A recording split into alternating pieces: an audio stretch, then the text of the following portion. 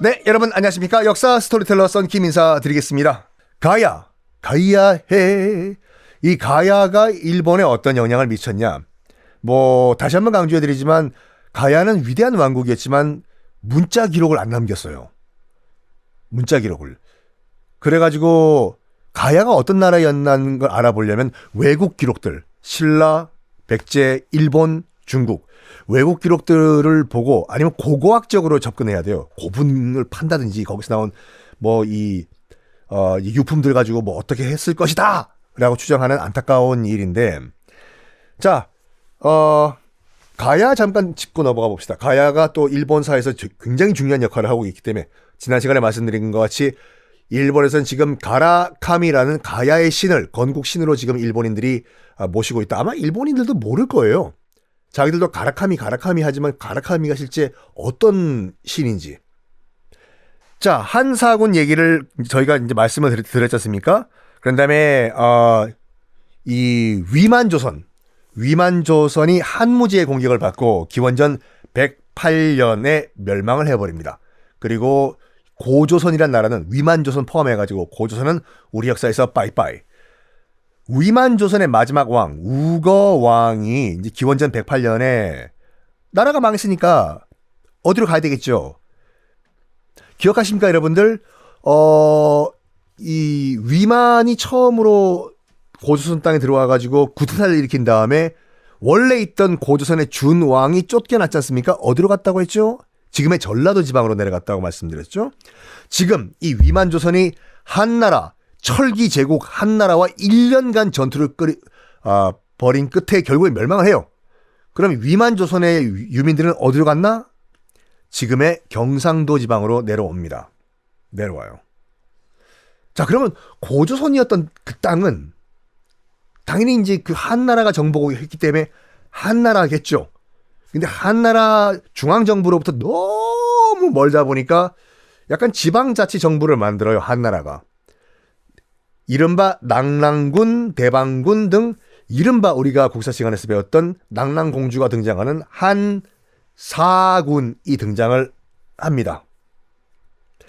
이 낙랑군, 그러니까 한나라 한족이 밑에 있던 이 고조선의 유민들을 분류를 할 때 마한, 변한, 진한이라고 부르기 시작했다라고 말씀을 드렸죠. 자, 마한은 백제로 성장합니다. 그 다음에 진한은 신라로 성장하고, 그러면 중간에 있는 변한은 왜 안 변했냐? 왜 이른바 가야 연맹으로 남았냐? 그러니까 지금부터 말씀을 드릴게요. 그 구지가라고 있죠. 구지가를 말씀드릴 이유는 굳이 없는데, 그러니까 김해란 도시를 잘 보셔야 돼요. 모든 걸 이해하기 위해서는요. 김해가 한자로 풀면 뭐예요? 쇠의 바다잖아요. 철의 바다. 철의 바다지 않습니까? 그러면 철과 바다와 뭔가 관계가 있는 도시란 뜻이에요. 그게. 자, 김해에 가면요, 구지봉이라는 곳이 있어요. 김해 시내 안에. 구지가라고 여러분들 그 국어 시간에 배우셨을까? 국사 시간에 배우셨을까? 있지 않습니까? 거부가 머리를 내밀어라. 안 내밀면 콱 그냥 구워 삶아 먹는다. 콱 그냥 했던 구지가가요. 이제 삼국유사에 나와 있고 이제 서기 42년경에 그 일어난 일을 기록했다라고 나와 있는데 그건 연도수는 중요한 게 아니에요. 그게요. 구지가를 보면 이거예요. 당시 이미 김해 지역에 터를 잡고 있던 9개의 부락의 족장들이, 그 9촌로라고 우리가 배웠거든요. 촌에 있는 노인네라고. 9명의 할배들이 구지봉에 모여가지고, 김해에 있는 구지봉에 모여가지고 하늘에 제사를 지낸 거예요. 거부가 머리를 내밀어라. 안 그러면 확 잡아먹는다.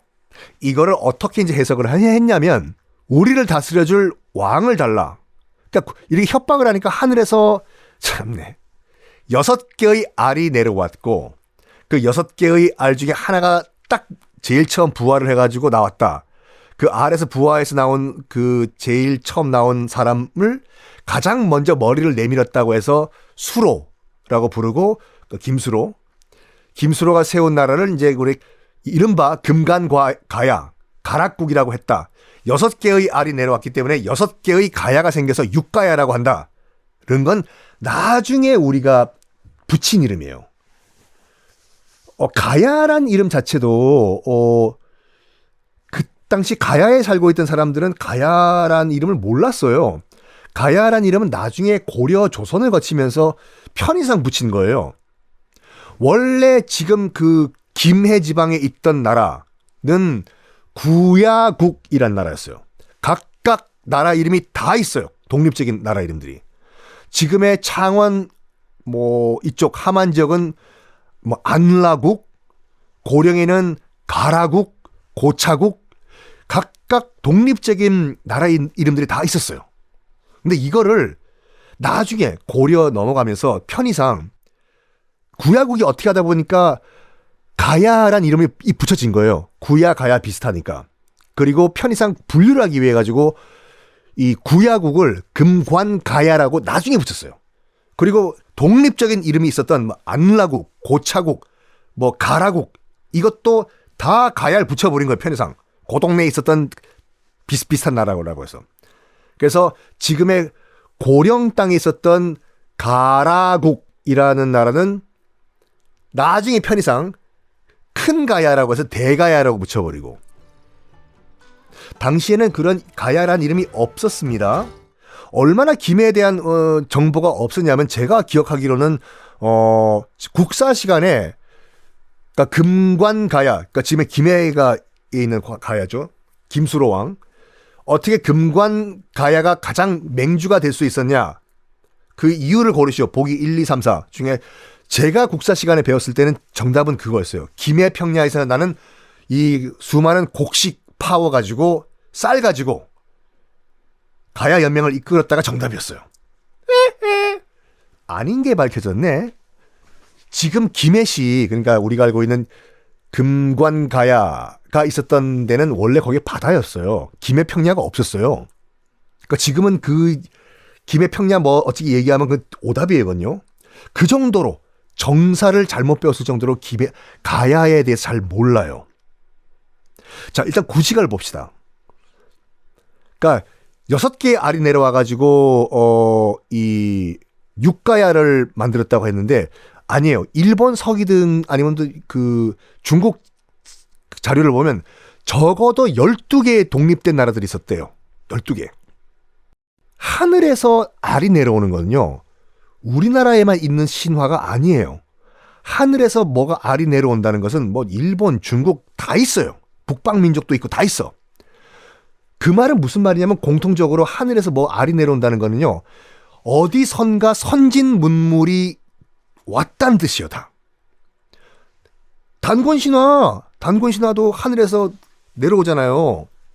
천지인 세계를 갖고 이것도 원래 살고 있던 지역에 선진 문물을 갖고 왔던 다른 부족이 있었다라는 뜻이에요.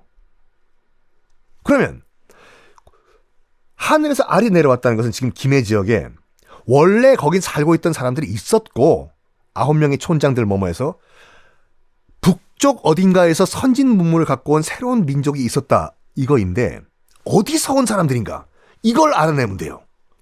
역사는 행간, 라인과 라인 사이를 읽는 것. 특히 가야사가 굉장히 재밌는 게 뭐냐면 너무 빈 공간이 많다 보니까 저 같은 역사 스토리텔러는 너무 재밌거든요. 빈 공간은 제 상상력으로 끼워 넣으면 돼요. 그리고 내가 그렇게 생각한다는 거 어떡하라고. 여러분도 그렇게 생각하는지 한번 지금부터 저와 함께 가봅시다. 여기가 삼국 유사를 보면은 하늘에서 알이 6개가 내려왔다. 선진 문물이 내려왔다는 것이 서기 42년이에요. 42년이면 딱 언제냐. 고조선이 멸망해서 북방에서 유민들이 한 번에 한 큐에 내려왔겠습니까? 영구 이삿짐 타고요. 계속 내려왔겠죠. 108년도, 서기 108년도에 망했으니까 그때부터 한 100년에 걸쳐서 쭉 내려왔을 거예요.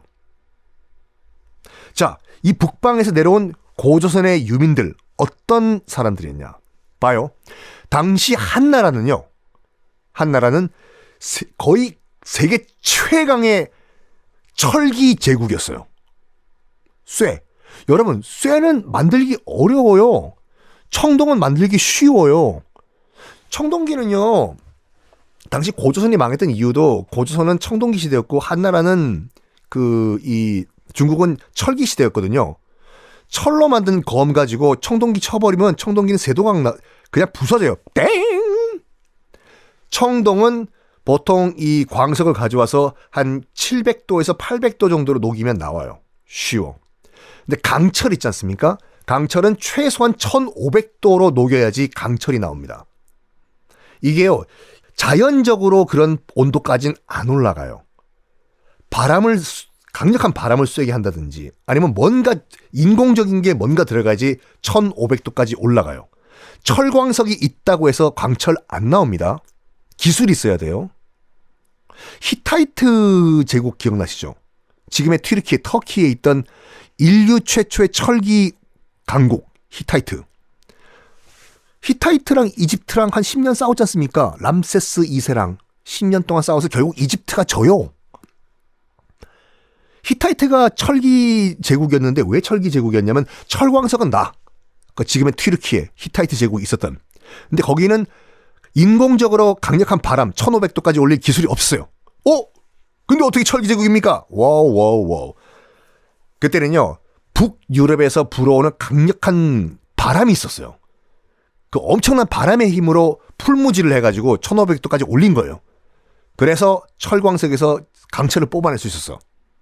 근데 한나라 같은 경우에는 그런 자연풍이 아니라 인공적인 바람 등등등으로 1500도까지 올려서 철기 문화를 꽃피웠던 나라였어요. 그런데 잘 봐요.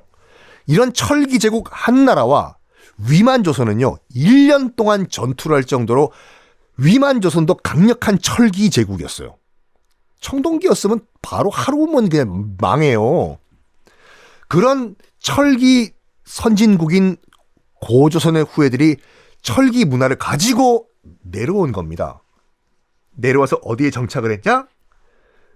내려오고 해서 한쪽은 지금의 경주 지역, 한쪽은 지금 김해 지역에 정착을 했어요. 마침 경상도 지금 김해 지역에도 엄청난 철광석이 매장이 돼 있었네. 그러다 보니까 뭘 했냐? 가진 기술 가지고 철기를 찍어냈겠죠. 지금 김해 지역에서요. 근데 이거 가지고 뭐 했냐? 그 앞에 무슨 강이 있습니까? 낙동강이 있죠. 그래서 이거는 잘 보셔야 돼요. 이건 저뿐만 아니라 수많은 역사 학자분들이 주장하시는 건데, 그러니까 금관가야, 그러니까 가락국이라고 할게요. 김수로. 이 가락국이 이른바 가야 연맹에서 가장 큰 힘을 발휘한 것이 뭐냐면 첫 번째 이 철기 문화. 그리고 철기 문화만 갖고 있으면 뭐합니까? 낙동강을 따라 올라가려면 수많은 조그만 가야 국가들이 있었거든요. 여기에 철 판 거예요. 그리고 또 역으로 저 위에 있는 조그만 소국들로부터 물건 떼가지고 갖고 내려와서 낙동강 하구원에서 또 국제무역으로 판 거예요. 국제무역 도시였어요. 가야는요. 지금 가야는 평야지만 바다였다니까요. 김해잖아요. 철의 바다였다니까요. 거기가요. 가야, 물론 나중에 붙인 이름이지만 당시엔 다 독립국이었고 이름들이 따로 있었다는 거 꼭 기억하세요, 여러분들. 가락국, 가라국, 안나국, 구차국 여러 가지 독립국 이름들이 있었어요. 이걸 나중에 후손들이 그냥 퉁쳐서 가야 연맹이라고 불렀답니다. 가락국, 그러니까 지금의 김해에 있었던 김소로가 이른바 세웠다고 하는 가락국이 가장 힘이 셌던 이유는 뭐냐면 무기 때문이 아니라 낙동강을 이용한 무역이었어요. 무역. 여러분, 국가의 국력은 나라 땅 크기로 결정되는 거 아니에요. 땅 크기였으면 스위스나 뭐 이런 나라는 벌써 다 망했어야 돼요. 땅 크기로 치면 러시아가 세계에서 제일 큰 잘 사는 선진국이고 캐나다가 넘버원 국가였겠네. 아니라니까요. 사이즈는 중요한 게 아니에요. 싱가포르는 도시예요. 근데 세계 무역을 장악하고 있잖아요, 지금요. 강소국이라고 하잖아요. 싱가포르 예를 적절하네. 당시 김해에 있었던 가락국 같은 경우에는 우리나라 한반도 내륙 낙동강 따라서, 낙동강이 고속도로였어요. 낙동강을 따라서 쭉 물건 떼오고 갖다 팔고 한 것뿐만 아니라 국제무역항이었습니다. 그 증거가 뭐냐면 화천이라는 동전이 있어요. 이것이 중국 신나라 때 만든 동전이 있는데, 아이 신나라가 아니라 중국사 보면 한나라가 있지 않습니까? 유방이 세운 한나라가 약간 서기 20년경에 한번 망해요. 왕망, 정말 왕창 망한 왕이 아니라 왕망이 사람 이름이에요. 왕망망망망망. 왕망이 잠깐 한나라를 멸망시킵니다. 그리고 신나라라는 나라를 만들어요. 거기에 20년 가다가 신나라가 20년 만에 망해요. 그리고 한나라가 또 부활합니다. 그러니까 중국 역사에서는 이 신나라 전을 전한 시대라고 부르고, 이 신나라 이후는 후한 시대라고 불러요. 하여간 요 20년경 왕망이 통치를 했던 요 20년 신나라 때 화천이라는 동전을 무지막지하게 찍어냈거든요. 동전이에요, 동전. 기타 하나, 동전 한 입뿐. 요 동전이 세계 곳곳에서 발견돼요. 그만큼 무역이 활발했다는 뜻이죠. 어디서 발견됐냐? 당연히 중국 땅에서는 막 파문 나오고, 이게 일단은 황해도까지 들어와요. 그러니까 지금 북한 땅이요. 황해도 들어왔다가 사라져요. 어디서 또 등장하냐? 짜잔! 김해에서 등장을 하네, 화천이. 동전이요, 중국 돈이요. 그리고 짜잔! 또 어디서 등장하냐면 일본 큐슈에서 등장을 해요. 신나라라는 나라는 20년 동안밖에 유지를 안 됐어요. 20년 만에 망해요.